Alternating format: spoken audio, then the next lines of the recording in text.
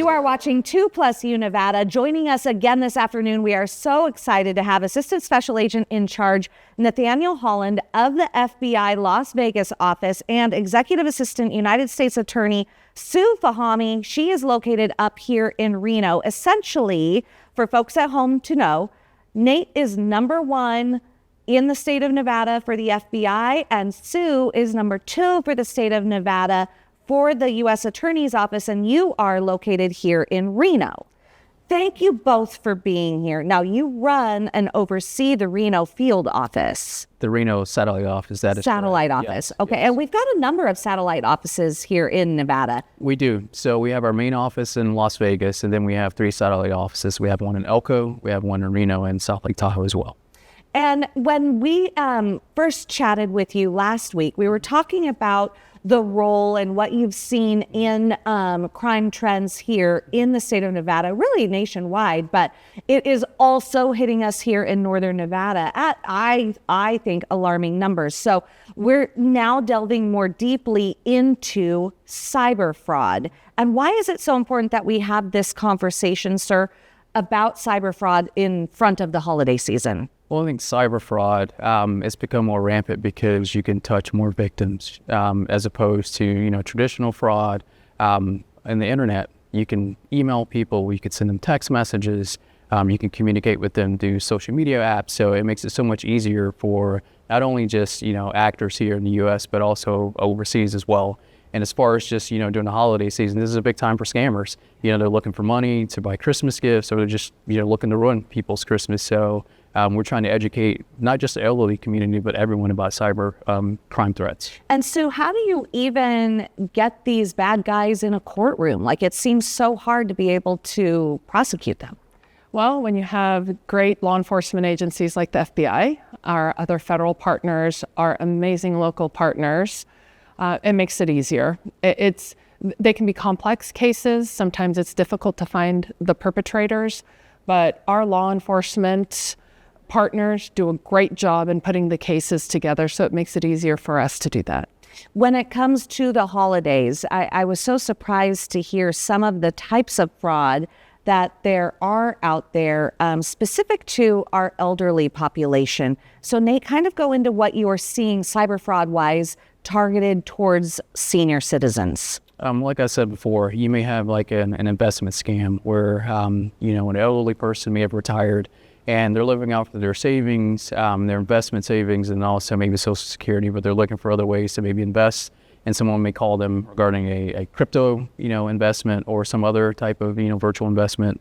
And I always tell people if it's too good to be true, it probably is a scam. So we encourage our folks throughout the state to just reach out to the FBI. We have our internet crime, center that we take complaints regarding whether it's a cyber fraud or any type of, elderly fraud kind of complaint. So, Okay. And then you were also talking about romance frauds. Yes, that's a big scam that's not just happening here in northern Nevada, but probably throughout the country where you have a senior, or even you have young people who are looking for love online. You see these shows, on VH1 about, finding love. What happens throughout the internet sometimes where, someone may go on maybe Instagram or Twitter or someone, maybe Facebook. And, elderly people are targeted, for those scams. And once you start talking to someone, it starts out very innocent. And it leads to, scamming people, for the fraudulently taking their life savings. So. And Sue, I loved what you said before we started this interview is just start those conversations with your family members, whether it be your parents or whether it be your children. You need to have those conversations and have that open dialogue. Why is that so important?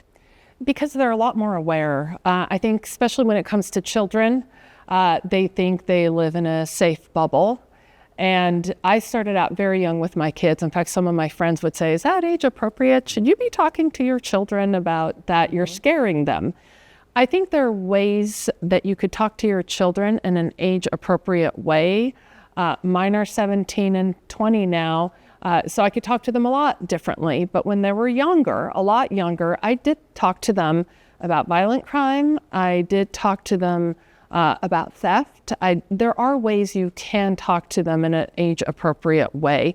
And not to scare them, not to have them walk around every day scared, but aware. You know, full disclosure, I attended an FBI Citizens Academy a few years ago, and I was so shocked by the number of cases of sextortion in northern Nevada. Now, I know this runs at 3 o'clock in the afternoon, so that's all I'm going to say using that word. But it is so important that we talk to our kids about, hey, I tell you not to do certain things with your cell phone, but if you do it anyway, you can still come to me. Why is that so important, Nate? Like Sue was saying, it's all about education, because as an innocent young child, you don't know what's right or wrong sometimes when it comes to the internet, because we have like Roblox for say. Kids are online gaming, and some of the subjects that we're targeting, they're actually trolling on some of those video gaming sites. They're looking for young people to target.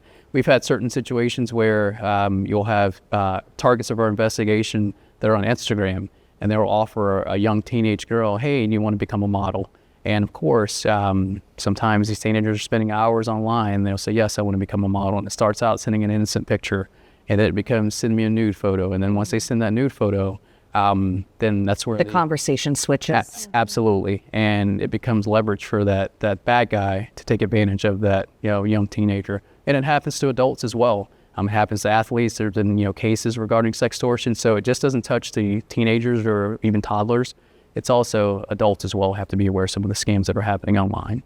Well, the FBI has phenomenal information online for parents at home. If you want to take a look on how to talk to your kids or just internet safety information, head to the FBI's website. Yes, and you can also head to our ic3.gov, which is Internet Crime Complaint Center.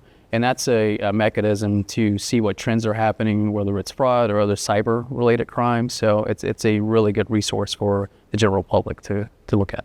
Well, I can't thank you both enough for joining us this afternoon. Thank you. I hope to have you back in the future. Thank you so much for having us. You're watching 2 Plus U Nevada.